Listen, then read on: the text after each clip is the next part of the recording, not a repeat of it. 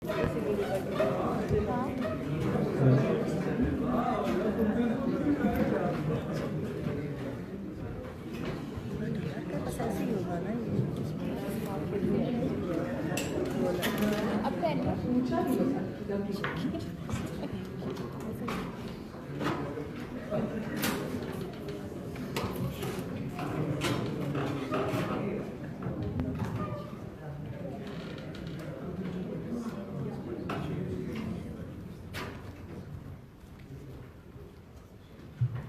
everybody.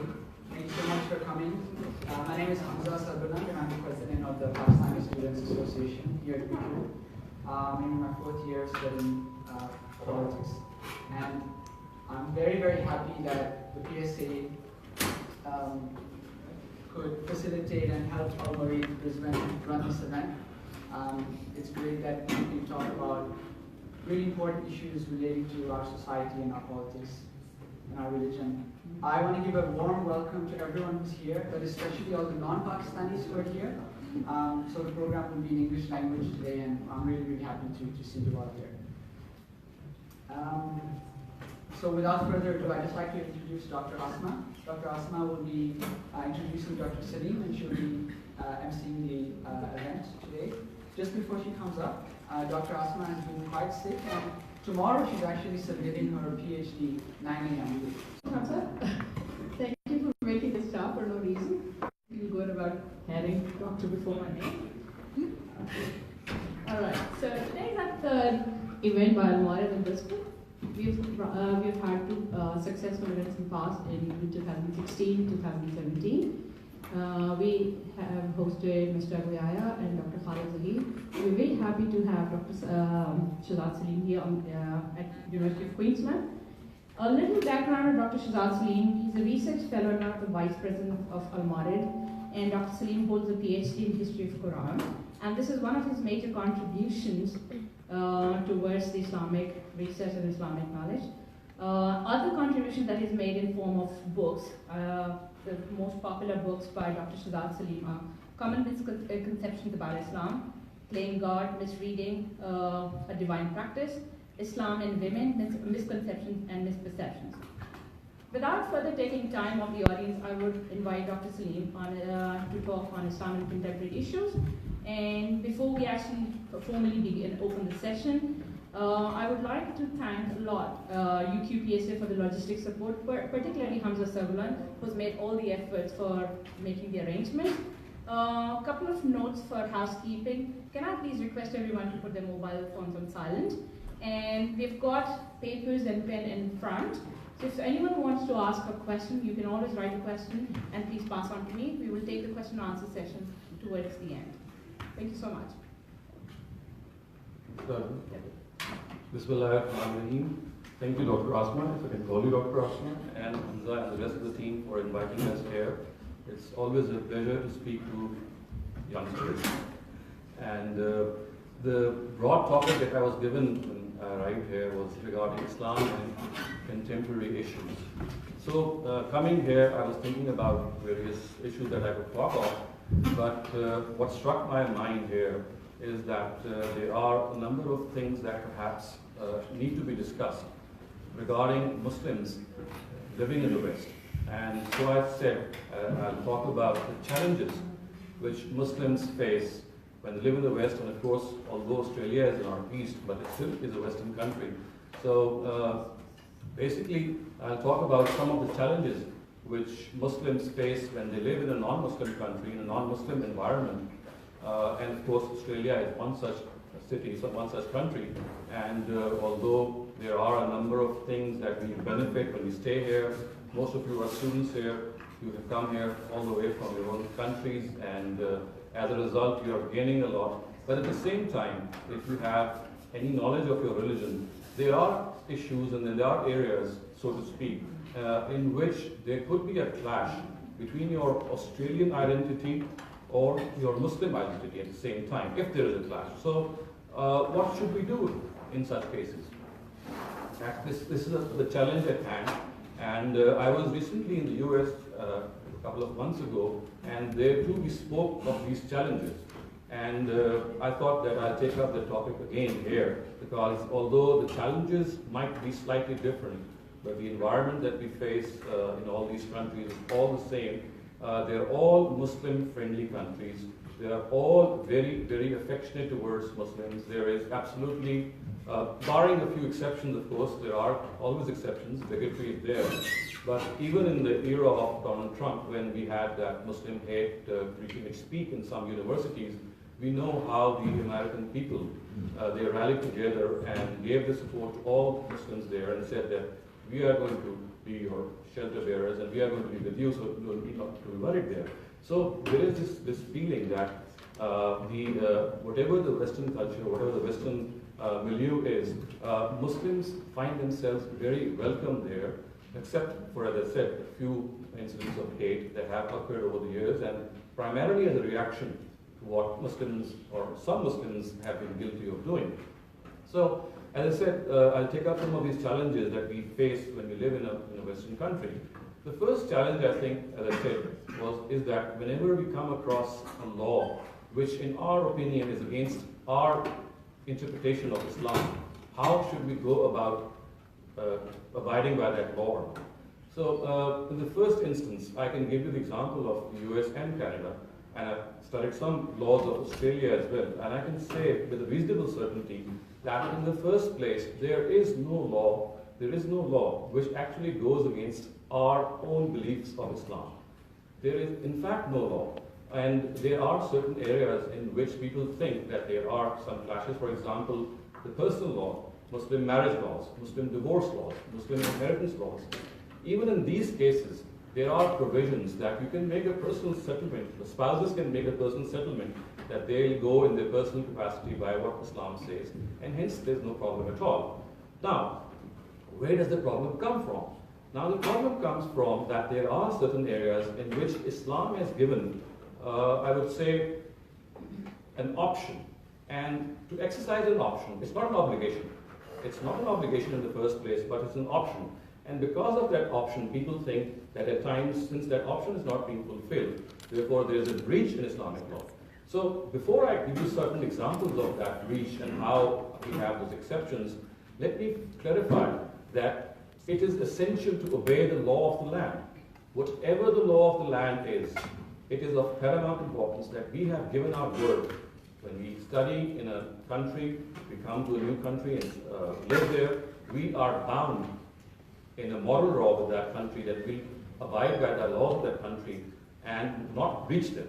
And since that is the case, so therefore, whatever be the law, if there is some difference in interpretation, then we have to look into our own ideas. Either we, of course, it's a drastic thing. We migrate from that country if we think that law is such that it's imperative upon us to follow that, or we start a democratic movement in which we can fight for our rights, of course, democratically, or simply follow the law. But there, in no case are we allowed to disobey the law. As I said, I'll give you a couple of examples to make my point more clear. Now, a very simple example, which is common not only to Australia, to the US, and to Canada and some other non-Muslim countries, is that polygamy is prohibited by law. You just cannot marry more than one spouse. You cannot marry more than one woman in all these countries. So Muslims take this pretext that since they've been allowed to marry more than once, so I have seen imams of certain mosques even lying on oaths that although they'll marry a second wife, they'll take a second wife, but he will not declare their second wife. And the pretext that he would give is that although it's not allowed in the Commonwealth law in Australia, in the US, but since Islam allows us to take a second wife, so therefore even if I lie about that, I'll be totally justified. Now, this is something which I'd like to clarify as a student of Islam, that it is absolutely not allowed. You may be allowed by Islam to marry more than once, but in no way does Islam say that you have to marry more than once. There's a difference between an obligation and there's a difference between an option. So, another very clear example that I'd like to give here is that in most US states, we have prohibition of cousin marriages. I know that Australia allows cousin marriages. So we have cases amongst Muslims because we believe in a lot of brotherly and brotherhood. Most Muslim brotherhoods, which when they shift to the US, they don't want to marry outside the brotherhood, in their own families. So they marry amongst each other without declaring that they are cousins. So again, this is a lie that we are actually guilty of. We are absolutely, although Islam does allow cousin marriages, but if we are living in a country where these cousin marriages are not allowed, we have to follow the rule. Again, as in the case of polygamy, cousin marriages are not obligatory, they're not mandatory. That's an option that we have. So the bottom line is that wherever we live, in a non-Muslim country, and what to speak of a non-Muslim country, any country in the world, we have to follow the law. We have to be law-abiding citizens.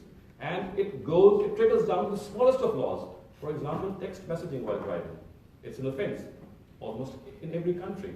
And we have to understand that it's not only an offense in the political sense, but also in the religious sense, because we are bound by the laws of the country that we live in. It's a civic duty, it's a civic responsibility. So if we are texting while driving or listening to the phone while driving, we are committing a religious offense as well, because religion tells us to abide by the law of that country. So the nutshell that I'd like to present here is that following the law of that country has to be in letter and spirit. Let me narrate to you a very interesting incident that occurred in my life. Years ago, when we were studying in the university, I graduated as an engineering student many years ago, almost 30 years ago. So one of my friends, he got an admission in graduate studies in Japan, in Tokyo in fact.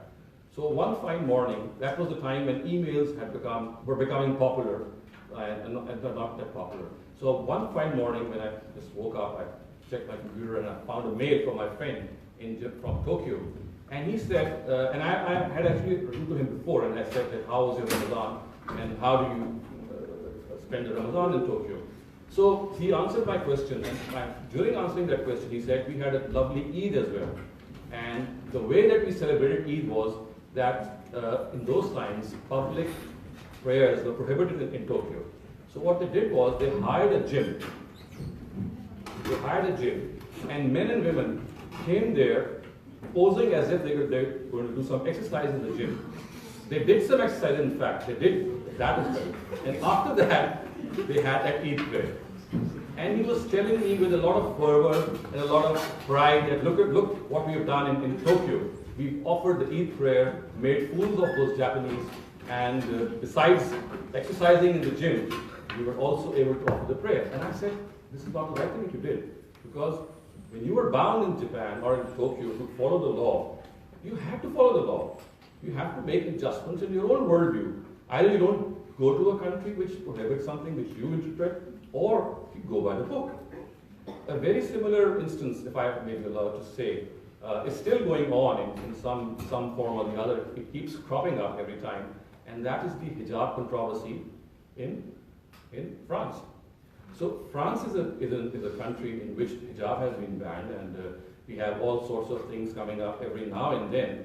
But as I said, although in my personal view, I would say that this is basically a non-democratic approach by the French government.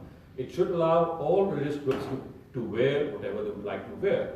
But if they have made a law, in which they are disallowing women to wear hijab or to wear headscarves, then it's not the right way to disobey the law.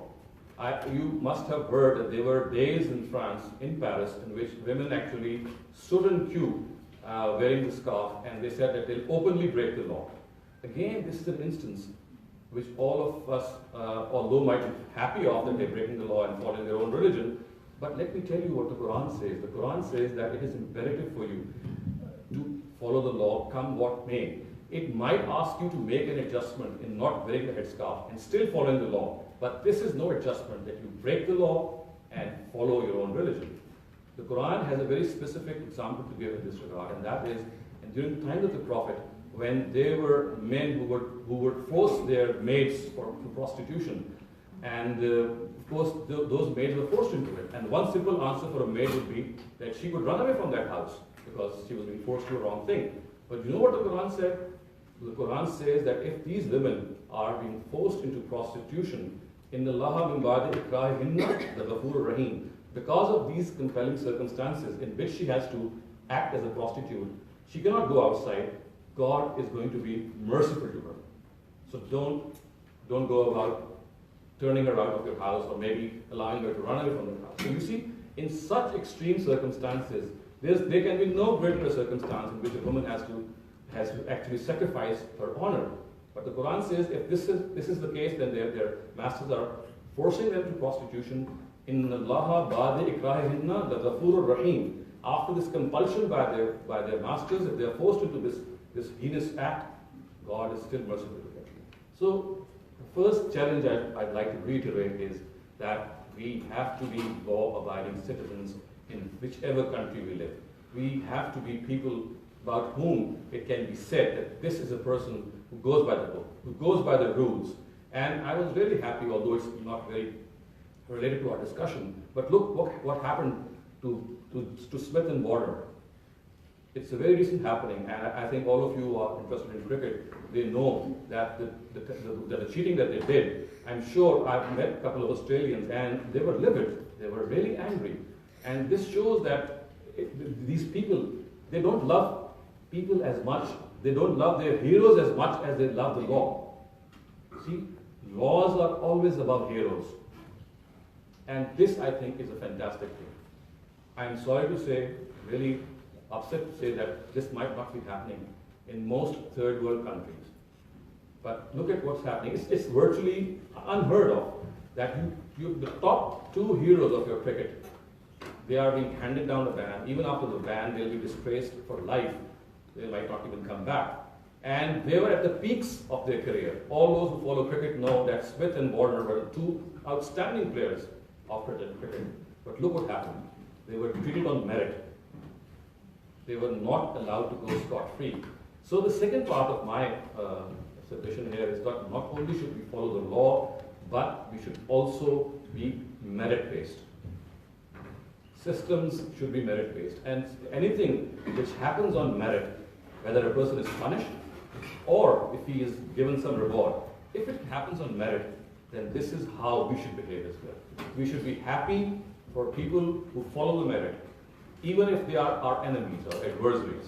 And we should be sad if people don't follow the law, they break the law, and they are punished. Although it could be saddening for us because we regard them to be heroes, but as I said, justice has to prevail.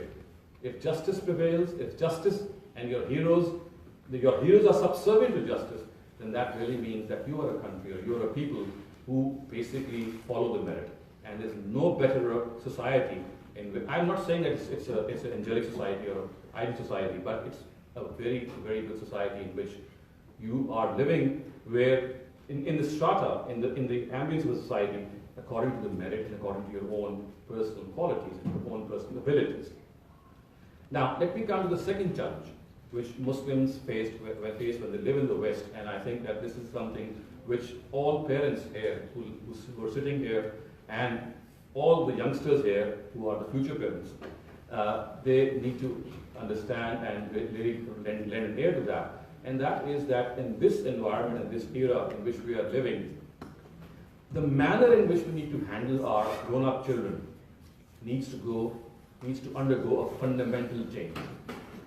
So, when I was growing up in Pakistan, my own parents and the parents of my friends and my contemporaries, the way they would behave with their children, you might not be an ideal behavior, but then the way they behave is something that's not going to work anymore. And neither was proper at that time even.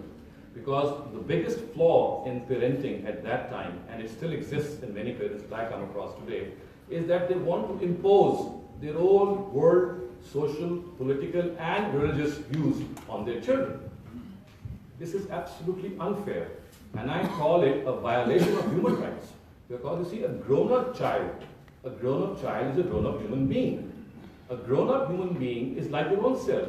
Just as you would not tolerate someone to impose his or her views on your own self, you cannot impose your views on your children.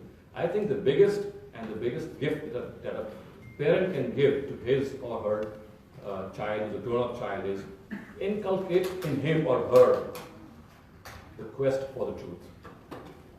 If you as a parent have been successful in inducing your child with this urge to know what the truth is, to know what righteousness is, to do what justice says, to speak the truth, all those basic moral values, I think you've done your job as a parent. Then let your child alone. And as I often say to my colleagues amongst parents, that learn to let go. Learn to let go of your adult children. They'll come back to you. And if they don't get angry, because they have their own life. God has given them an equal opportunity to live on planet Earth as He did to you. And all of us, as youngsters, have had our share of bad habits, haven't we? I'm sure all of us have. So why do we want our children to get reformed in a jiffy or in a couple of years? The Quran itself says that till age 40, you have some leverage and some latitude from the Almighty. But after the age of 40, there is no latitude. So don't be ambitious as parents. If your child is not praying, don't force praying him. Don't force upon him the prayer. Lead by example. If you want him to pray, start praying yourself first. If you want your children to be a person who is an upright person, be an upright person yourself. And don't do it by your words. Do it by your action, by your practice. And let him see your practice. If he gets inspired by you, I was just talking to someone in the afternoon. I said, if you have a problem with your child, then don't look towards your child. Look towards your own self. Because 9 out of 10 times, the problem in the child has originated by the mishandling of the parent. He or she is either forcing her to use, he or she is either deciding how he should spend the day, go to the gym or not, watch a movie or not, be on the Facebook or not. Why? You see, you have broader truths to tell him. If you can make your child a truthful person, if you can make a child who can speak the truth when the chips are down, when people find it hard to speak the truth, if at that time he has that moral courage to speak the truth, then you've done your job. What more do you want? As far as the rest of the rituals are concerned, be very, very soft on your children. Be very soft. Ramadan is approaching. Don't force your children to fast. You fast, of course. Let them see what fasting brings to you. Let them see the change which fasting brings to you. If they see you fasting and also see you cheating or speaking, telling lies or doing all sorts of things, then the question that they'll ask you is, what good is fasting to my father, to my mother, to my papa, or to Falah, when fasting does not change him or her? And that's a very, very good question. So the second challenge is that when you are rearing your next generation, when you're grooming them, be friends with them, educate them. If they are fond of rugby or football or soccer or cricket, or I know Australia is a sports-loving country. There's so many sports that we play. Come down to the level of your child. Make friends with him by sharing football or rugby or whatever sport that he loves, the news of that sport, by simply going through that sport. Have some knowledge of that sport. Pick up the internet. Go down to any website which educates you about the interest of your child. That way you become closer to your child. That will bring you much, much closer to your child. And then when you are a friend to your child, and you know what the most successful parent is, in my humble view? The most successful parent, in my humble view, is that whenever a child commits something wrong, he does a mistake, he comes immediately to his parent and says, this is what the wrong I did. This means that you are the most successful parent, because you have given so much confidence to your child that he's not afraid of hiding his bad mistake. He's not afraid of going to some other person. He's come right to you and told you that this is how the wrong thing I did today. So that is the ideal parent, I would say. He exudes confidence amongst his children. They are able to give that confidence to their children that whatever you do, we are with you. And if you're making a mistake, don't worry. Inshallah, you'll get over it. So instead of scolding them, instead of discouraging them, you encourage them. And you encourage them for the positives they have. Forget about the negatives. All of us have those negatives. Talk about the positives they have. And I'm sure if every mother just looks at the positive of her child, she's bound to find plenty. And mothers are, of course, in this regard, very gracious as well, and they find even good points which do not even exist in their child. But the good points that do exist in your child, they need encouragement. You need to make friends with them. You need to honor them. You need to lead a life in which you are able to set an example. And let me also come to another point in this regard, and that is that when you want to teach Islam, which is your religion, to your children, what should be the manner in which you should teach that religion? That's a very important point, a matter of grave concern for all of us.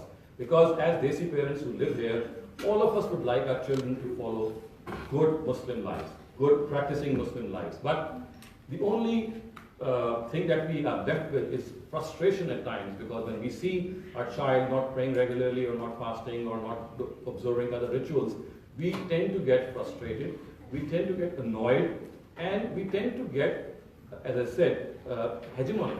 We actually try to force our view on the child. So in this particular, that's some water. Instead of forcing your view, Do you want to take a break? no, I think I'll just have okay. So you see, the important thing is when you want to teach him why certain things are allowed and why things are disallowed, it should not be an imperative. Do this or do that. Stop this or stop that. That is the wrong approach in teaching religion to your child. Perhaps it could have worked with us when we were growing up, and we followed because we were very compliant. But today's child is going to ask you, why? Why should I fast?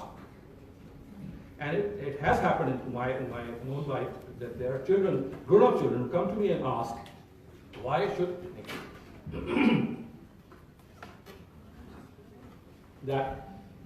a typical question would be that, why should I fast? Because when I fast, I'm not able to do my assignment. I'm not able to do exercise the next day or the same day. I get slow and sluggish. I feel like sleeping all day, etc., etc. So what should be the reaction of a parent? How should he or she, as a father or mother, tackle that question? Tackling that question, of course, does not mean that you say, okay, come what may, you have to fast. Come what may, forget about your assignment, forget about going to the gym, forget about exercising, forget about everything. You fast on these days and you have to follow me. That's one approach that we've got used to, and our own parents did the same perhaps to all of us. But it's not going to work anymore, and it's not a healthy approach in the first place. You see, you need to educate your child and then leave the decision to him. If he wants to fast, he'll fast. If he doesn't want to, he will later on maybe realize and then fast. Otherwise, what good a fast is if it is kept because he or she fears the parent? It should be in regard to God. So, let me just give you a very small example that because Ramadan is about to arrive, how should we tell our younger generation, the generation which is sitting here as well and maybe back home, that if we have to convince our children to fast, what is the motivation? What is the incentive? Or what is the way in which we can actually present this teaching? So, I would start off by saying, you see that human beings basically are not material existence or mere material existence. Each human being has a compound existence. We have a spiritual being and we have a material being.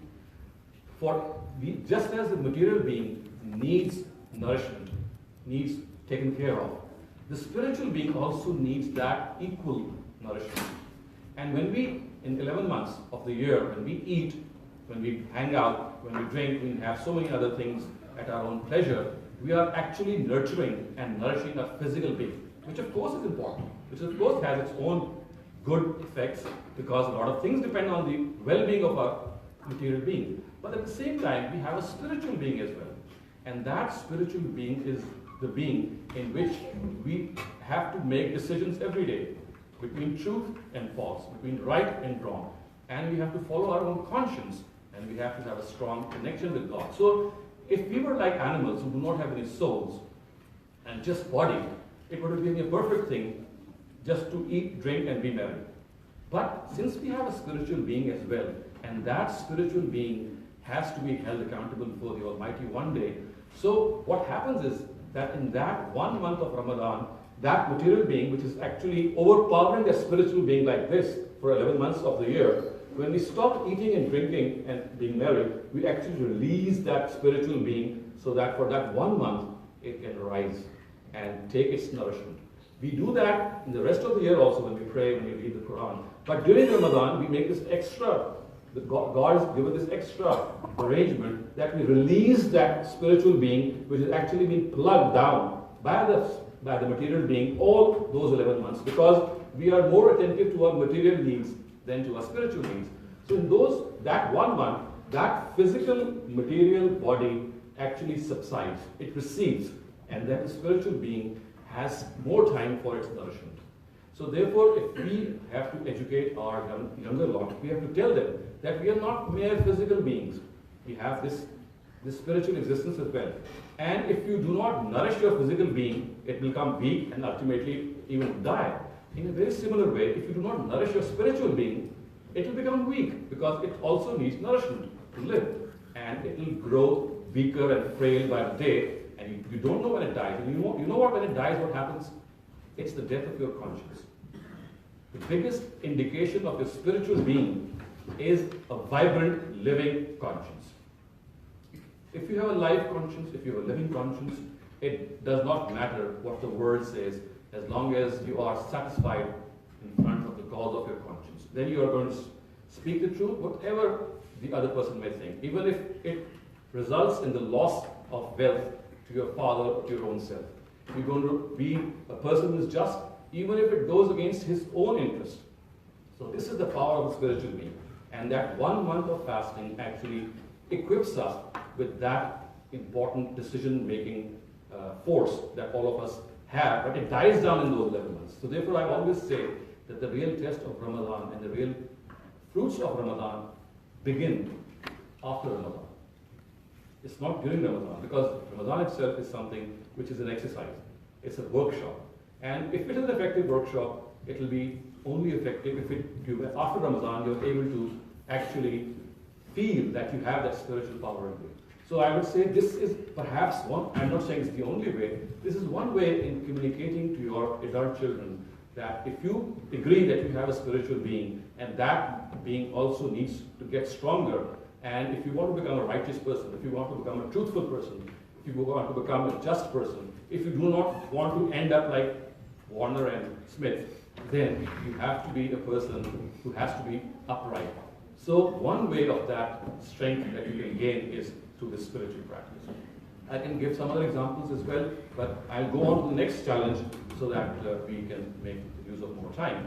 And the third challenge, my dear viewers and participants here, is that one of the areas in which we lack our, I would say, synchronization is that we often think religion to be an amalgam of rituals, in which we think that as far as the ritual aspect of religion is concerned, like praying or giving zakat or going for hajj or doing animal sacrifice, is all that what religion is. Let me tell you that it is not even half of religion. The other half, which is a stronger half, is to become a morally strong individual. An individual, as I said, who would like to always speak the truth, who would not like to be self-righteous, who would be humble in his approach or in her approach, who would be selfless, who would look after others, who would always keep the interests of other people before himself or herself. To be a sound human being. To be a human being, whenever he leaves this planet Earth, people remember him fondly. People really remember as a person who has done something for mankind. So the third challenge that we face here is that we need to become very strong, morally strong and upright individuals. And we must not think of Islam as a bunch in which we have to present ourselves and carry ourselves and conduct ourselves as individuals about whom people can say that this is the essence of mankind. And as Shakespeare said, one of his plays, Julius Caesar, when we know that Mark Antony, the famous orator actually, he gave that very famous funeral oration on the death of Julius Caesar. The last words ended up and he said, "This was a man."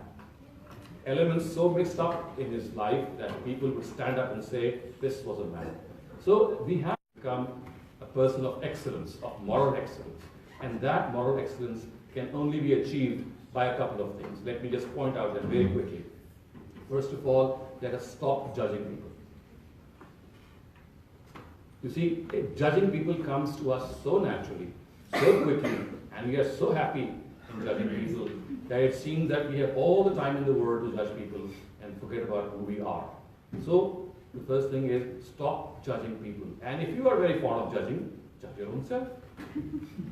Because for other people, you do not have the data. You do not know what is inside. At times, appearance is misleading. And I would say most of the time, appearance is misleading. And allow me to say this, that I feel that there are women and ladies who wear the hijab and they think of themselves as superior to other ladies who might not be wearing hijab. I would say that's the wrong approach. Hijab or no hijab, don't judge people by their appearance. Don't judge people by the wear they keep or the looks that they are, because you never know what a person is from inside. And the next thing is, this is not our duty at all. What business have we to judge other people? God is sufficient to judge who and how He's going to take His account. As far as we are concerned, we are all weak. We have to realize our own follies. We have to realize our own mistakes. Let's judge our own selves. The telescope with which we view other people, let's turn it inwards. And we find a lot of things that we might not be proud of. So if you have to pick faults, let's pick our own faults and start by that. And you know what? The best thing to improve yourself as a person, of course, you have to have the will, and that is self-criticism, self-accountability. There is no greater a tool to improve yourself than through self-accountability, a harsh self-accountability. Whenever we sleep at night, go off to bed at night, let us make this habit that we are going to analyze what we did the whole day, the things that we committed the whole day, and make a commitment, a fresh commitment that we not repeat them the next day. And even if we do repeat it, let's not get disheartened, because it's not an on-off process. Something that we do often, they're not going to go away immediately. But by this auto-suggestion, by the self-criticism, you make that path easier. It's going to take a couple of months before you're going to give up that bad habit, maybe of lying or getting angry or backbiting, a lot of things that we do. So just make a plan that we're going to do that, and later on we can, of course, change the plan as well. But that has to happen, and you have to realize this as well, that you have to fix a day for that. You fix a time of the day. It has to be done every day. Let me give you an example. You clean your houses every second or third day. You vacuum them, because the dust keeps settling on them every now and then. Very similarly, our hearts are like rooms. The dust of evil keeps settling in on them every now and then. So just like you have to vacuum the room every now and then, you have to vacuum your hearts as well. And that can be done by regular self-accountability. And never get frustrated if you're not being able to give up that bad habit that you plan to, because you know that this is the biggest weapon of Satan, that he makes you lose hope in your own self. And he tells you every night, oh, you make this commitment every day and you break it every day. So there's no use of making these commitments. And you know that in Arabic, the name of Satan or Shaitan is Iblis. And Iblis in Arabic is a person who has lost hope in the mercy of God. So what he does is, his biggest weapon is that he makes you lose hope as well in the mercy of God. So Iblis, the biggest weapon is that he makes you frustrated. Every time you make a commitment, I'm not going to do something bad, and you do it, you repeat it, he comes along and whispers in you, well, you did it again and again and again. But you see, this is not the way of God. God says, even if you commit it over and over again, one day will come. If you keep at it, if you keep reminding yourself that you'll be able to overcome that mistake. And also remember, it's not the sin that counts as much as your attitude after the sin. It's not the sin that counts as much as how we behave after the sin. So don't be afraid of sinning. I mean, I'm not saying that you're going to sin yourself. What I'm saying is, don't get frustrated when you sin, because tawbah and repentance are much dearer to God than the sin itself. Adam and Eve, they sinned when they were in the garden. And they repented when God himself actually revealed certain words of repentance. So to us also, it's not the sinning that counts as much as our attitude of repentance, of turning to God after we sin. And I think that's one of the areas that we really need to work on, because none of us are perfect. None of us is perfect. All of us, whatever we claim to, I always say this, that evil is just a click away. Evil is just a click away. So we should never be so bold as to say that we have overcome all the sins, because it's just a matter of moments in which you can lose everything that you gain. So act as humble human beings who can falter, but they always turn to God. We cannot be saints, but let us be saintly sinners. Which means saints who turn back to God over and over again, whenever they lose their calm, they lose their composure. So these are the three important challenges which I thought I'd like to communicate to you. And just to recap, the first of them was that we have to be law-abiding citizens in the broadest sense. We have to follow the law in letter and in spirit, come what may. The second point that I made was that while grooming children in the West, especially, parents have to be very, very considerate, wise and sagacious when they are grooming their children. They must not impose their views on their children. They must educate them about Islam, educate them by telling them why they are doing a certain thing, and let the child, that grown-up child, decide when he or she is going to take it up. And start with soft etiquette. If he's or she's not praying, tell him or her to pray just one namaz a day, or maybe just the first namaz, and that's it. And even if that's not possible, maybe once a week or once in 3 days, whatever. Start off with those slowly and gradually, so that your child can take up on that. And the third challenge that I said was that all of us need to understand that religion is not merely a bunch of ritualistic practices. Much more, in fact, these ritualistic practices are a means to reach that excellence. So if that excellence is not being produced in your own self, in spite of praying very hard, that means there's something wrong. You are not actually approaching religion in the right way. So the third challenge is to become an excellent person of excellence, a person who can be really looked upon as a role model, as a person who is an excellent human being, as a person who can be cited, quoted in history once he passes away, that this was a man, as Shakespeare once said. Thank you.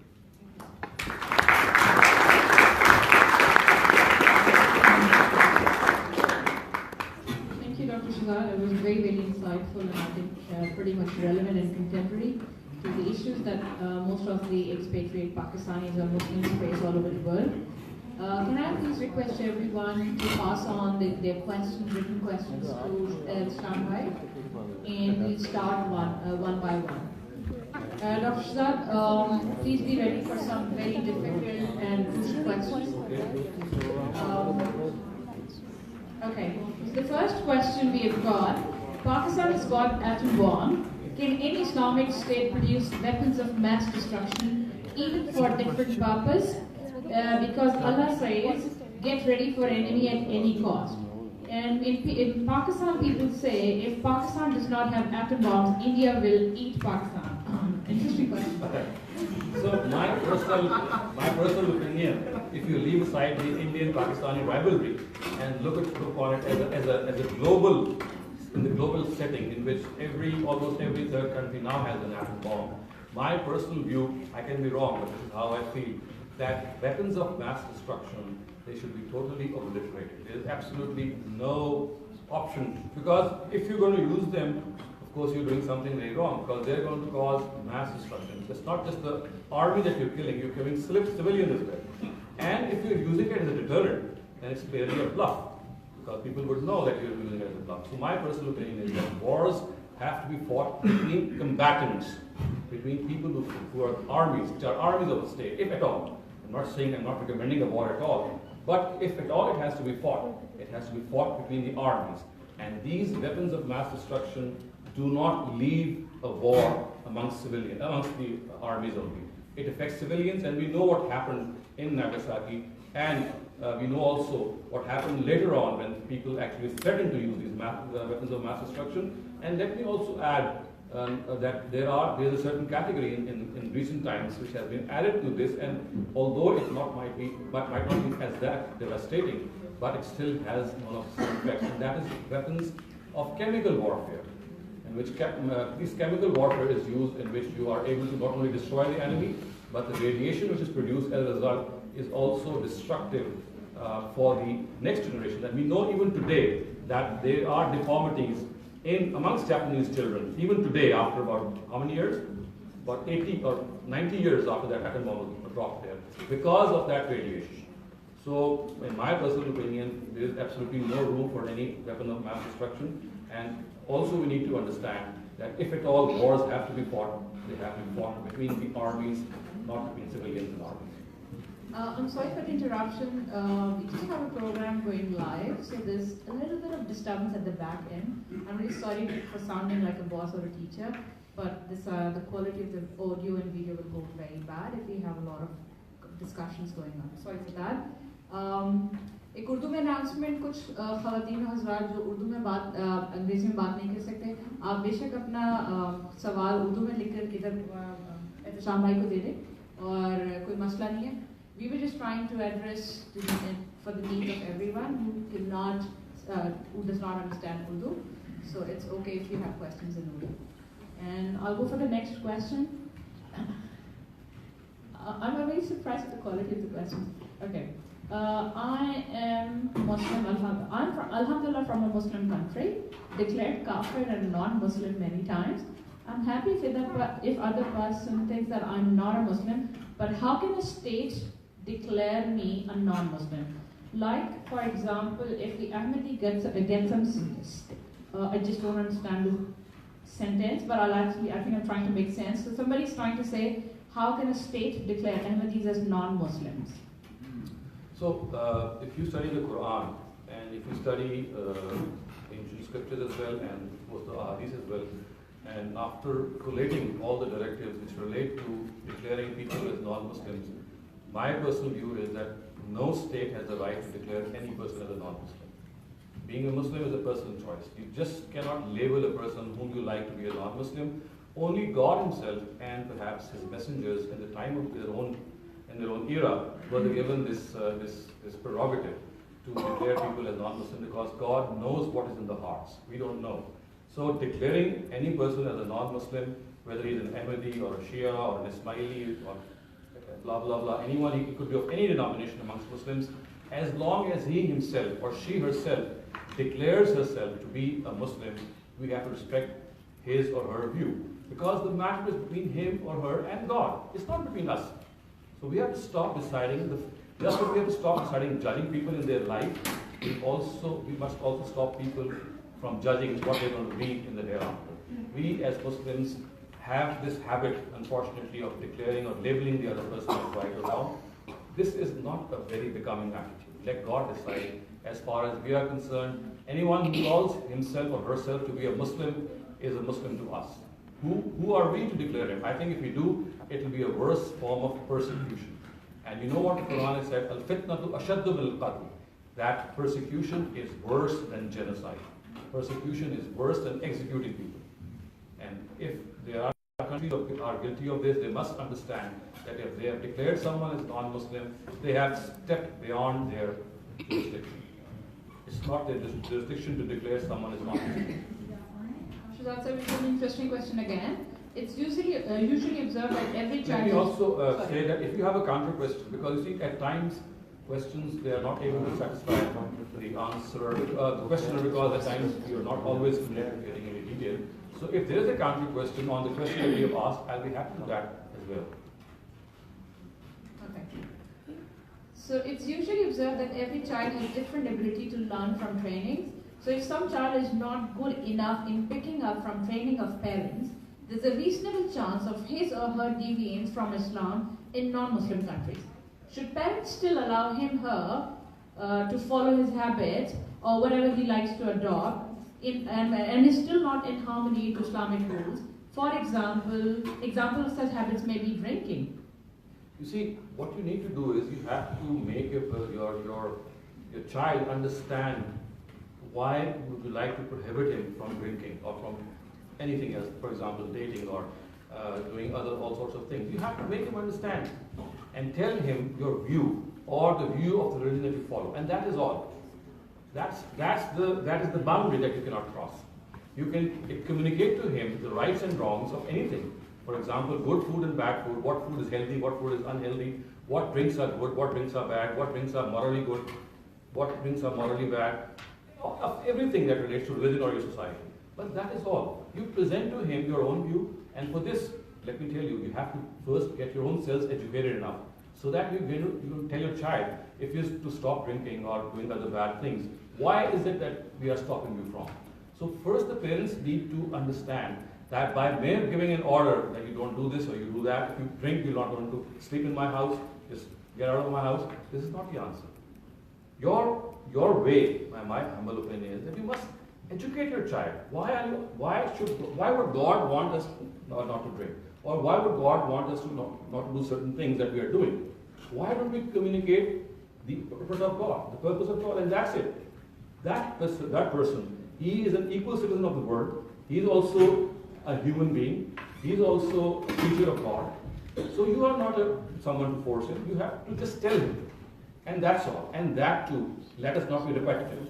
We parents have this very bad habit of repeating and repeating and repeating and repeating and repeating the same thing over and over and over again. It's counterproductive.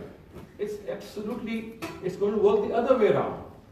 Just tell him or her once, and that's it. He's a mature, grown-up child. Let him decide his fate.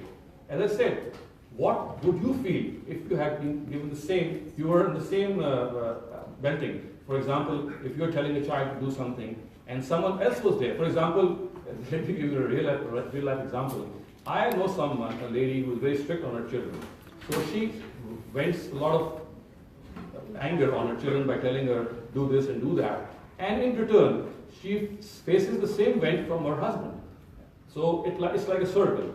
The husband is angry on the wife, and the wife is angry on the child, and it leads to nowhere. You see, whether he or she is your spouse or whether he's a child, if they are grown-up children, your own approach should be to tell him or her why he should or she should not do something, why he or she should do something, and that is all. That's all. Your responsibility is finished. If you cross this barrier, then you are actually crossing your responsibility. God is not made responsible for your children who grow up, who know what good and evil is. Let them decide. They are the final decision makers, whether it's the question of drinking or doing other bad things, and among the positive things, choosing a career, choosing a wife. It's not the father or the mother. They can give their suggestions, but they have no right to decide who is he or she going to marry or what career he's going to adopt. I remember a woman who was very concerned. I live in Pakistan, so that lady came to me once and she said, I had sent my son to the US for engineering, and here he comes back with a whole bunch of drums in his rooms, and he wants to become a drummer now.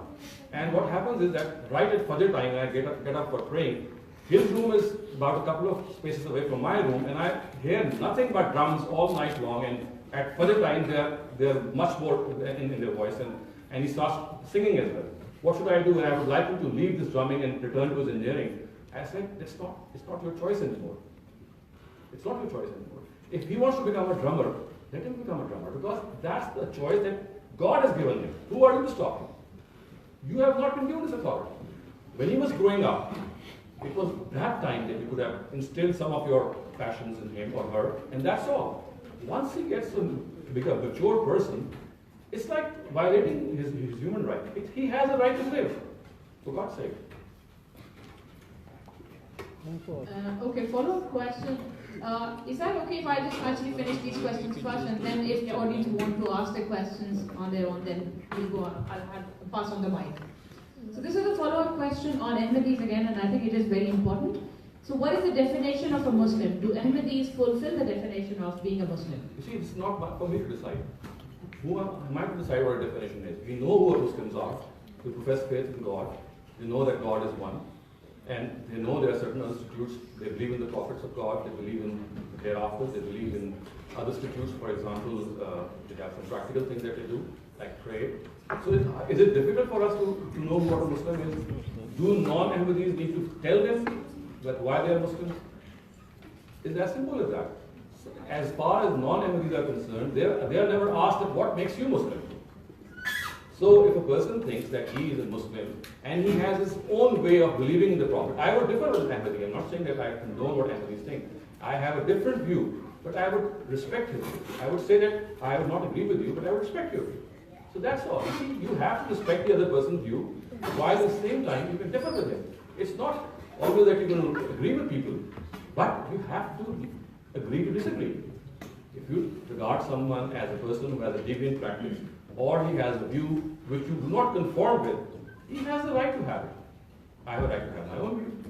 that's how we should live together. Let him have his view, let him have hold the view that he would like. And at the same time, I'll have the same view that I like. And still have a cup of tea with him. All right, Shehzad, I think you're having a good time answering these questions. The next one is, if a child says, I don't want to follow Islam and become Christian, should we kill him? I'm sorry. I think I've already answered this question. A child I think there's a second part, interesting part to it. As Islam says that if someone leaves Islam, kill him in case of apostasy. So, of course, not possible for me to go into details, but I have written a book on this topic, and I've shown that this apostasy is actually a misunderstood punishment, and it was given to certain perpetrators, criminals at the times of the Prophet Muhammad ﷺ. It's not any sort of punishment which is a permanent feature of the Islamic penal code. Today, a person or a Muslim has all the leverage, all the latitude to follow whichever faith he or she would like to. If he or she is a born Muslim, and then she would or he would like to change his faith, it is entirely up to him. Again, as I said, this is something which is between him or her and God. If he or she would like to change his or her faith, it's up to him. But as far as the punishment of apostasy is concerned, it has a very specific context. It related to the mushrikun or the Arab idolaters, and it related to God Himself giving this verdict on certain occasions. It has nothing which is a generalized sort of a punishment. In fact, apostasy in itself is a misnomer. It was actually given to people, given to those idolaters of Arabia who had breached their contract and had deliberately denied the truth and had intentionally denied the Almighty Himself after being convinced from their hearts. So we have no knowledge of a person, what is in his heart, and we have no authority to pronounce any such verdict.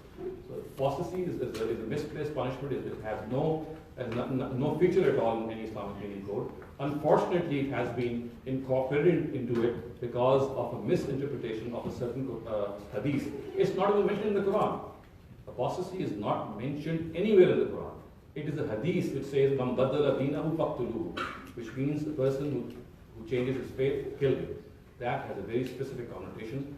I can go into detail, but I'd like you to just read through that book that I've written. It's called Playing God, and you'll find a detailed answer in that. But in a nutshell, every person has the authority, the leverage, the latitude to follow any view. It could be even Gnosticism. It could be, a person could be an atheist. It's up to him. What right have we to force our view onto him? If he thinks that atheism is something that he would like to, okay. You can present your own view. You can differ. I'm not saying that you're going to condone him or you're going to praise him or you say, okay, you're absolutely right. You can say that you have the right to have an opinion, but let me also have the right to criticize it.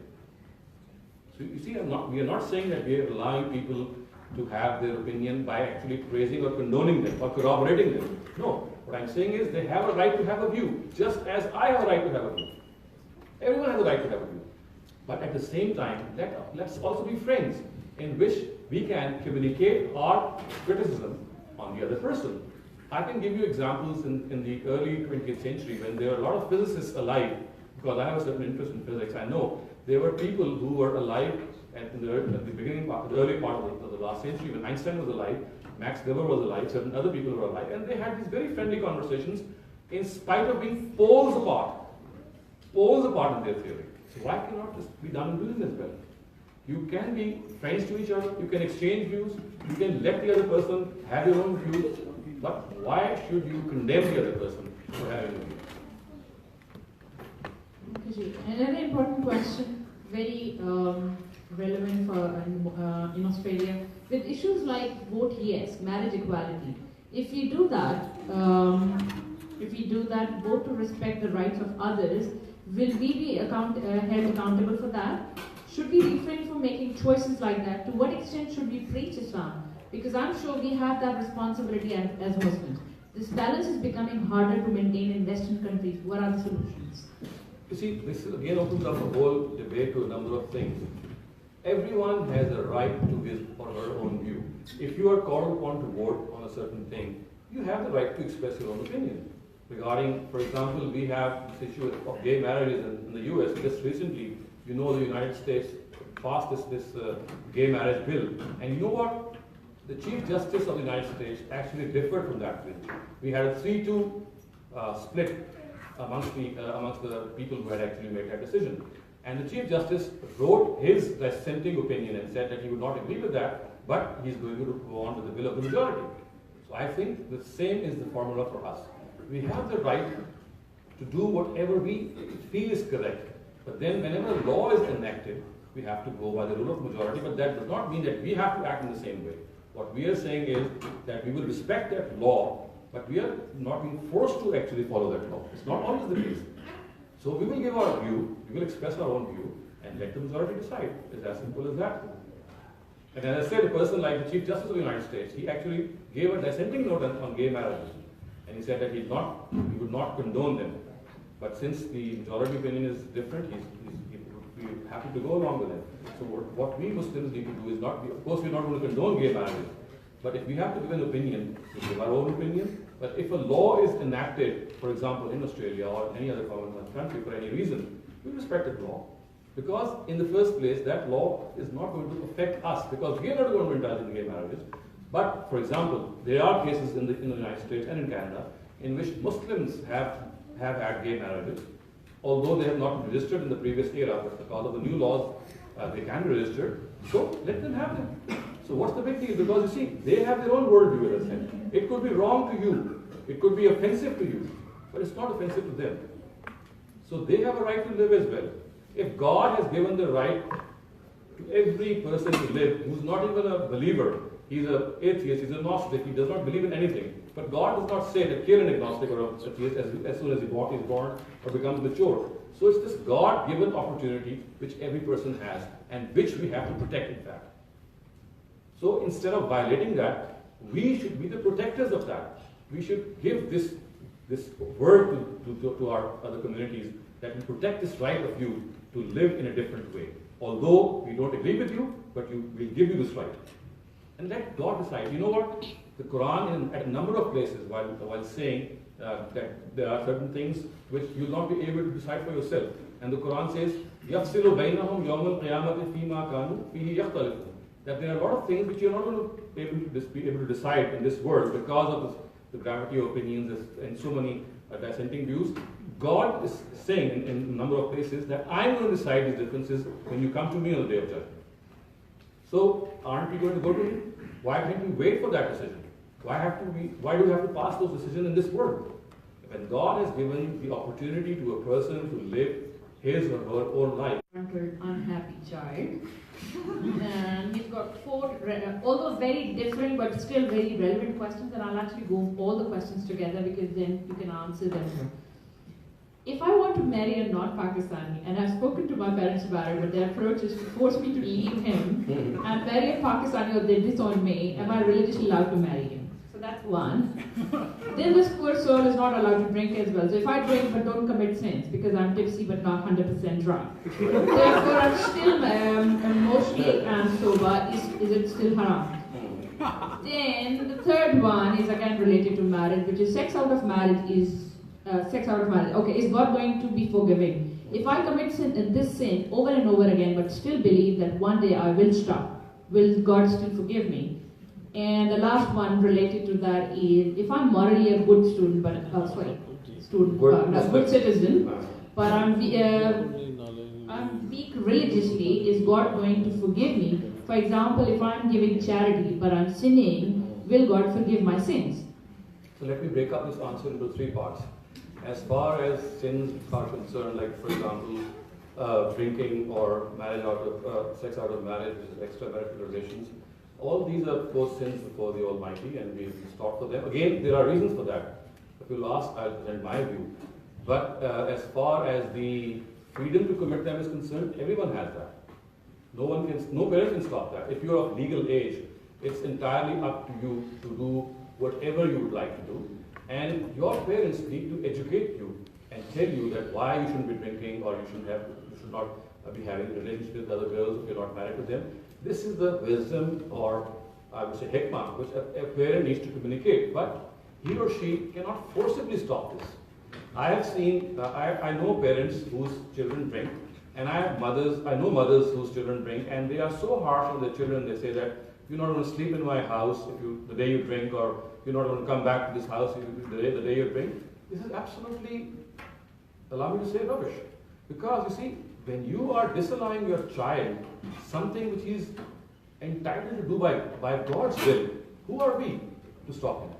We have to tell them to bring the message of God, and that's it. Let him contemplate on that. So I think that as far as marriage is concerned, drinking is concerned, or any sin is concerned, what best a parent can do is to communicate why you should not be doing this, my son. I'll do this if God forbid my son does something like this. Of course I'm going to be concerned. Of course I'm going to be very perturbed. I might be awake all night. But that's not because I'm going to stop him forcibly, but because I'm going to think of various methods, various procedures in which I can instill in him the hate for drinking. But again, that's a strategy which all of us can work out. But we should never, as I said, impose ourselves and let our children decide. As far as the marriage is concerned, as I said, this is something which is entirely the prerogative of the grown-up child. If he does not want to marry a Pakistani or a non-Pakistani or a British or anyone, it's his prerogative. After all, he's getting married, not the parent. Why should the parent can only give a suggestion? The parent can even give a suggestion. After that, you cannot forcibly stop in any way. And if you can quote me a verse of the Quran or hadith. And the Quran has several examples in which he has said that man sha'a fal yu'min, man sha'a fal yakfur, la ikraha fid din. There is no compulsion in religion. And anyone, man sha'a fal yu'min, man sha'a fal yakfur, you know what it means? It means any one of you can adopt Iman, and any one of you can adopt kufr or faith. The matter will be decided by God, but it's not for us to give a verdict on this regard. And the fourth part was? Being a good citizen and... Yeah, fourth part was that if you're a good citizen or a good Muslim in which you are actually very charitable, very generous, selfless, but you're not actually fulfilling the rights of God. So I always have this example in mind that as a family, we have a two-pronged relationship. We have a relationship with our siblings, and we have a linkage with our parents. So there's a vertical relationship with the parents and a horizontal one with the siblings. Because the siblings are at par with us, so I call it horizontal relationship. And the vertical linkage is with the parent. And you know what a good child is? Every one of us, I think, would agree that a good child is one who has a good vertical linkage. He's a good person towards his parents. And who has a good horizontal linkage. He's a good person towards his siblings.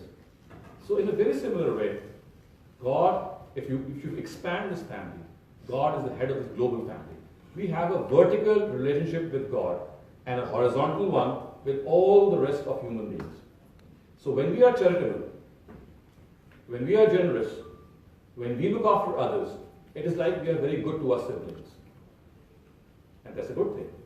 But what if we are very bad to our parents and very good to our siblings? In a very similar way, that vertical relationship is with God and that horizontal one is with the rest of the people. If you're charitable, it's very good. You're fulfilling the rights of your fellow human beings.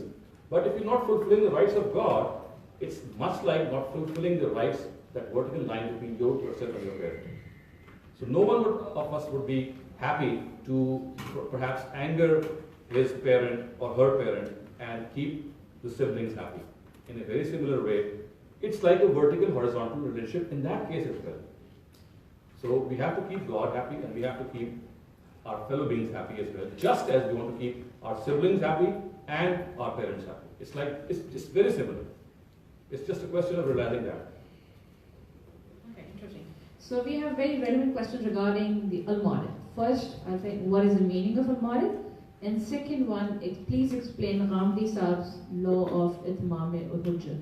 Oh, I can do that, but again, just to make a brief recourse to it. First, Al-Mawrid means, in Arabic, Mawrid, the alif lam, just get rid of that because that's an article of definition.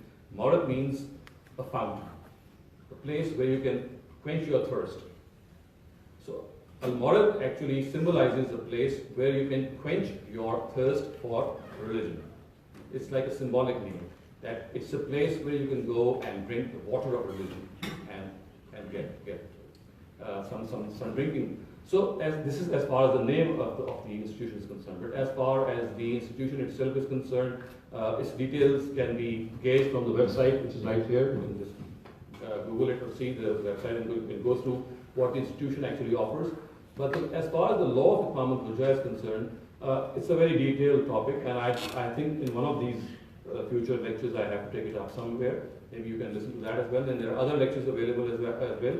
But very briefly put, it means that the messengers of God, which are the Rasul of God, they become courts of justice for their immediate addressees. And just as the Almighty is going to punish people in the hereafter for their misdeeds and reward them for their good deeds, the messengers of God, in order to become a rehearsal for that greater day, bring about those lesser days of judgment in their own eras by punishing people who accept the truth, who do not accept the truth, and by rewarding people as their companions who accept the truth. So Imam al-Hujjah is nothing but conclusive communication of the truth. Itmam means complete or conclusive, and Hujjah means a reasoning. So something which is reasoned out in such an ultimate way that people cannot deny it. It's like broad daylight. So in the times of the messengers of God, what the Almighty does is He makes the truth as evident as the sun. And anyone who denies it actually denies it because of intentional denial. He does not have any excuse. So Imam al-Hujjah means delivering the truth to such an extent that the person is left with no excuse to deny it. And this is again a prerogative of God's messengers. Only God's messengers deliver the truth in such a way, in such a conclusive way, that the person to whom it is delivered, he cannot deny it except by arrogance or by deliberate lie. Otherwise, he has to accept it. And that is why they were punished in the times of the Prophet Muhammad sallallahu alaihi wasallam, because they were intentionally denying the truth, which was very well evident to them. And once the messengers of God pass away, this law automatically finishes. The doors to it get closed. Because the law of Imam al-Hujjah purely, surely, and solely relates to the messengers of God only. It does not relate to people who come after them. And it primarily is a vehicle, it's a weapon, or it's a means through which the reward punishment, which is going to take place in the hereafter, is actually dealt with or meted out in this world, so that these lesser days of judgment can become an argument for that greater day of judgment. All right, so two more questions regarding the Australian system here. Who can be paid zakat in Australia? Anyone who is in need, any organization, it could be a charity organization, it could be a welfare organization. We have so many, you have Rohingyas coming here, you have other people. And let me also clarify that zakat is not religion specific, it's need specific. Any person who is in need, whether he's a Muslim or not non-Muslim or a Christian or an atheist or a Buddhist or anyone, as long as you're satisfied that he or she needs that money that you're going to give, he or she is eligible for your zakat. And also, let me also clarify this, that you can give zakat not only to individuals, but to all charitable organizations. All sorts of, they could be educational organizations, they could be public health organizations, all organizations which benefit the masses and the public. Okay. What can you tell to our fellow Australians when they argue that child marriages are allowed in Islam? You ask them that what is the reason that they think they are. You see, when they think that child marriages are allowed, they perhaps are believing that either the Quran says so, or a hadith says so, or the Prophet somewhere himself said so. So you have to counter question them that what was the reason that they think that Islam makes them allowed. And if they think that one of the reasons is the marriage of the Prophet with Aisha, then we have actually answered this question a number of times. Just let me brief you once again. As far as the question of the Prophet marrying Aisha is concerned, most of our scholars think that she was 7 years old at the time of the marriage. This is an absolute historical farce. Now, how do I say that? It's not that I have said that. There are researchers in the last century who have actually proven that the hadith which says that she was 7 years old has been erroneously reported. And how is that? Well, the simple equation is, it's just a mathematical sort of a thing. Every person with a simple mathematical aptitude can, in fact, calculate her age at the time of marriage. And that is that Asma, who was her elder sister, she was 10 years older to Aisha. See, this is just one point. Just keep it somewhere in your brain. that Asma is 10 years older to Aisha. Now, it's written in our history books that Asma died in the year 73 Hijrah, when she was 100 years old. She had longevity and she had lived a long life. So Asma died at the age of 100 in the 73rd Hijrah, which in other words would mean that at the time of migration, she would be, any mathematician here, simple? 27 years old. So she would be 27 years old at the time of migration, which would mean that Aisha would be 17 because she was 10 years younger. And we know that Aisha got married to the Prophet, did the nikah, but the rukhsati took place in Medina 2 years after migration. It's a historical fact that although the nikah took place just before migration when she was 17, but the actual rukhsati took place when 2 years had passed, had elapsed on the migration. So that would mean she was 19 years old. And I do not think that anyone can call a 19-year-old girl to be a child. Okay. Next question, I always feel very sorry for the dogs. Are keeping dogs as pets haram? There's absolutely no truth into this. You can keep dogs as well as you can keep cats. They can be in your homes, in your own houses. There's not a problem with that. Certain ahadiths have been misunderstood, and there's a category of three narratives, three sorts of ahadiths. Let me just briefly point them out. One of them says that when a dog has drunk from a small pile of, I would say, a glass of milk or anything in which he can put his face into, you have to scrub that utensil because of the fact that he's impure. If you study all the narratives of similar sort, you'll come to realize that the Prophet was actually talking about a dog who had rabies. You know what rabies is, of course. It's a very fatal disease which dogs have, and which ultimately, if it gets transferred to any human being, it will transfer that, and he or she will ultimately die. So one of the category of narratives which prohibits dogs actually relates to these dogs who were rabies inflicted. The second category of narratives actually relates to untrained dogs who would actually relieve themselves within the houses. And angels would say that we would not like to come into the house of the Prophet when we deliver these divine revelations because below the. And the third category of narratives is in which the Prophet has said that kill every black dog.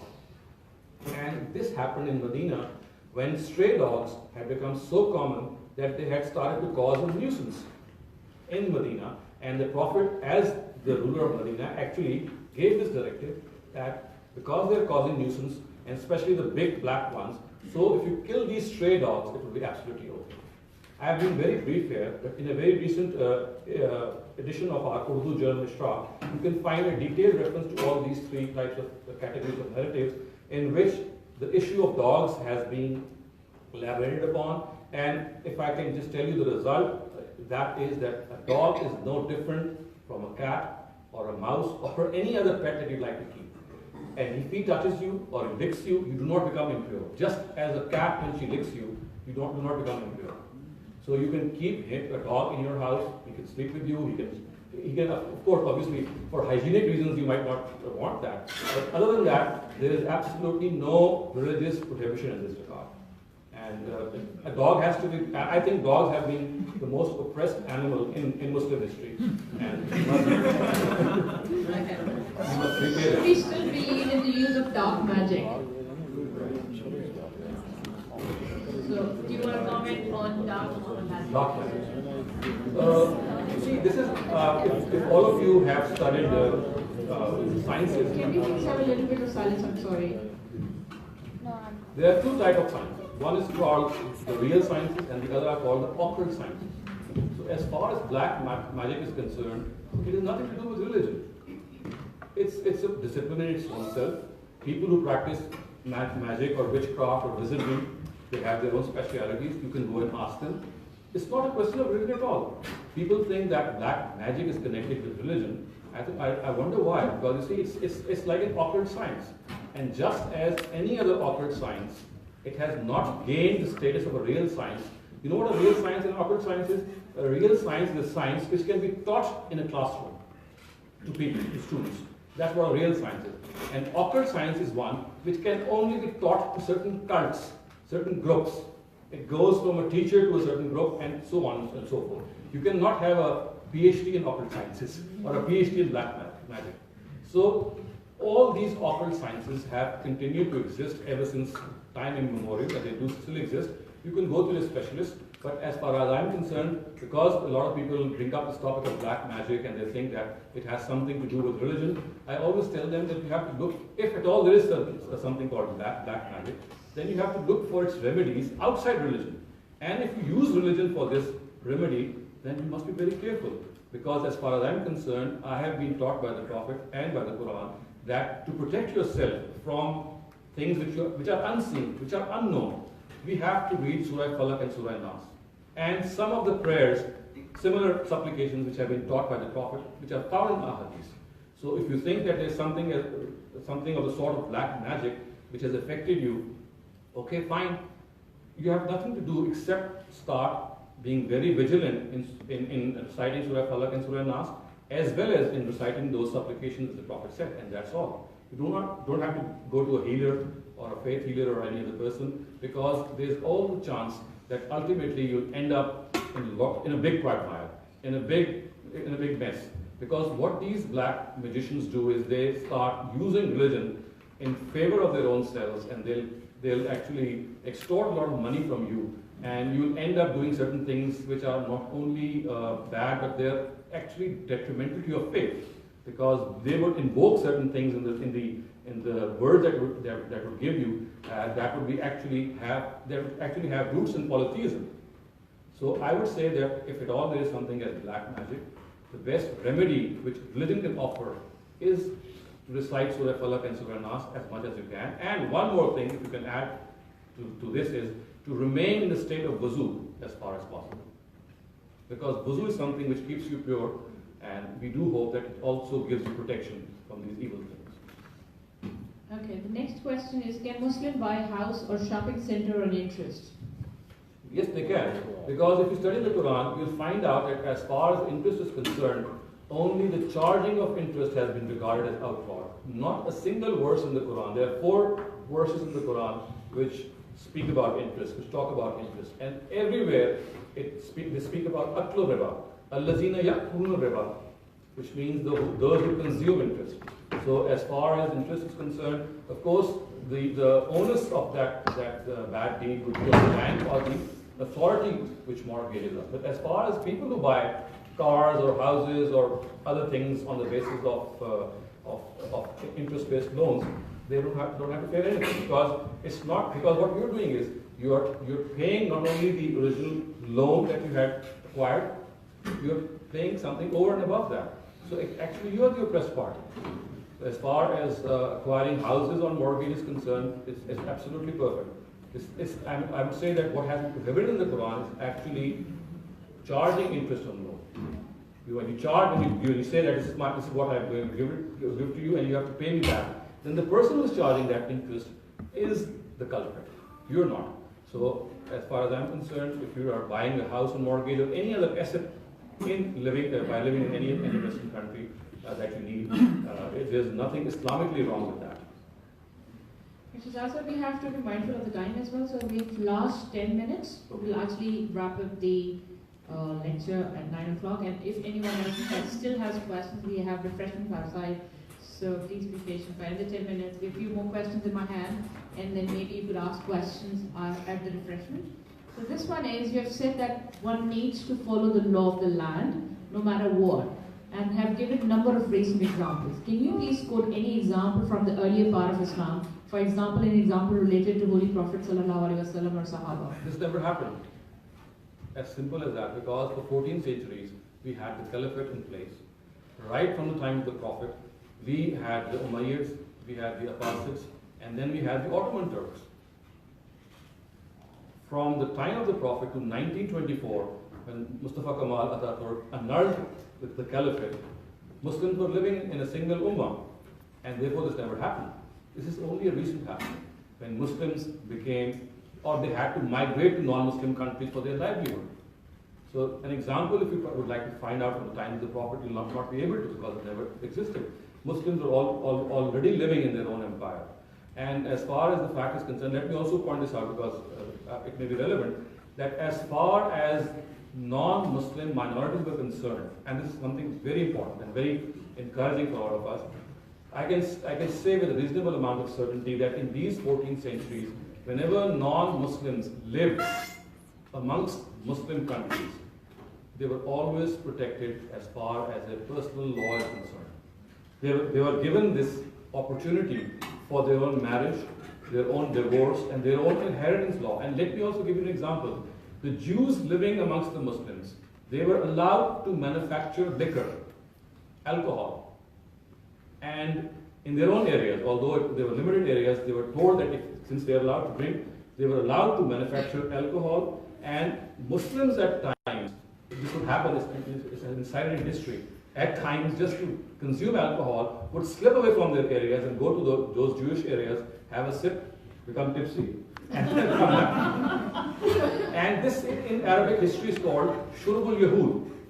Shurbul Yahud became a term in history in which Muslims would slip away to non-Muslim areas merely to consume liquor and then come back. So this was the extent of freedom given to non-Muslims in our era. And you know what, at one time recently when we were in the US, year before last, we had a meeting with the US, not the State Department, but one of its offshoots. And they asked that, what do you think that we can do to make your Muslims happy in the US? And our side of the delegation, so we put forth just one thing before them, and we said that if you only allow this personal freedom to Muslims living in the US, that they can practice their marriage, inheritance, divorce, and other personal laws with freedom, the way you had when you were living under Muslims, the matters would be very, very congenial. And they really had, I mean, it's not, I'm saying there's nothing to say, but they were very happy to actually discuss this. So I would say if we are given this freedom of personal law, either way, this is one area in which people of different religions, whether they are minorities or not, they can come and live together with respect and honor. Shehzad sir, we have a question from Aisha Tasif, who's the ex-president of UK Muslimah, and she'd like to ask herself, so I'll pass on the mic. Sure. Assalamu alaikum everyone. Thank you so much for your talk on Islam and contemporary issues. So my question is, in my understanding, Islam as a religion has spread to many parts of the world because it fundamentally challenged oppressive social and political systems, laws and practices. So you gave us the example of France and that women that wear headscarves in France should not, because they should abide by national law. We are all aware that the nature of this law is extremely repressive and has Islamophobic roots. So whether a country forces you to wear the hijab or not to wear the hijab, that's equally oppressive and that should be a choice. So what are your thoughts on this? I have absolutely said that what they are doing is persecution, is no less than persecution. They are not authorized to impose this ban on Muslims. But what if they insist? My answer is not that whether they're right or wrong. I think they're wrong. I have no doubt about that. They do not have the right to impose any uniform, whether hijab or not, or whether something else which could be, for example, a cross which a Christian might wear. They do not have, and if they do so, then they are actually crossing their limits. They are guilty of persecution. But what if they are guilty of persecution? Should we still break the law? So my view is that we should democratically bring this to their notice. And if they still insist that they're going to still have this wrong law enforced, what we think is wrong, then the option that we have is not to break that law, is either to become ourselves compatible to it or to migrate from that country. That's what I said. It's not that I'm condoning it. What I'm saying is that they are actually persecuting. But in spite of this persecution, what should be our attitude? Thank you. This is literally the last question we're doing for the day, and then you can ask from any questions over the refreshment. So the question is, does shirk really exist, and do you believe in stoning to death for adultery? Well, as far as polytheism is concerned, it does exist, although, of course, I can say this theoretically, and people who are people who self-confess to this, For example, we know that there are people who would say that they believe in a number of deities. So for them, of course, polytheism is there. Although I would not decide what their fate should be or what their fate is, but yes, we have people who believe in multiple deities. For example, we have, I'm not going to name any religion, but we know that there are people who follow the policy of dualism, which means there is a God of good and a God of evil. So they have the philosophy of dualism, in which there are two gods. One is the God of good and one is the God of evil. Then we have people who say that God is the supreme God and the rest are his avatars or manifestations, and they are like people who bring us closer to God. Or as the mushrikun of Arabs would say, that they are deities, the angels are daughters of God and they bring us closer to God. So those, of course, actually existed. But today, yes, we can say safely that there are people who confess. It's not just I telling them that whether you're a polytheist or not. They themselves say, out of self-admission or self-confession, that they believe in more than one deity, although there would be a supreme deity in which the rest of the deities would be like demigods. And as far as the second question is concerned, I think it was about stoning to death. You see, you need to realize, because again this will be a long debate, long debate, I'm just going to point to very briefly to it, and that is that in certain cases, in certain issues, the Quran says that people guilty, let me give you an example. For example, a heinous crime is rape. A person committing a rape with a 3-year-old or a 4-year-old or a 5-year-old, about him, or such a criminal, the Quran says you have to execute him in an exemplary manner. The word used by the Quran is ayyukattal. Kattala in Arabic means to kill someone in a way in which it teaches a lesson to the rest of the community. So for example, if a rapist who is guilty of molesting a 2-year-old or 3-year-old child, he is given this punishment of exemplary nature in which he is not only put to death, but put to death in an exemplary manner. In the times of the Prophet, one form of exemplary death punishment was stoning to death. So it's not that stoning to death itself is mentioned in the Quran. It is what the Quran says is that in certain cases of adultery and rape, let me correct myself, not adultery but rape, if punishment has to be given in an exemplary manner, it can be given. And one of those ways of killing someone in an exemplary way is stoning to death. It's not the only way. So yes, I would say that's one of the options. But again, for whom? It's for such rapists. That's one example. There could be other examples who actually molest 2 or 3-year-old children. All right, thank you so much, Doctor. Thank you everyone for being here. And once again, thank you so much for Hamza Sarbalan and UQ Pakistan Students Association who organized everything here. Let's walk out for the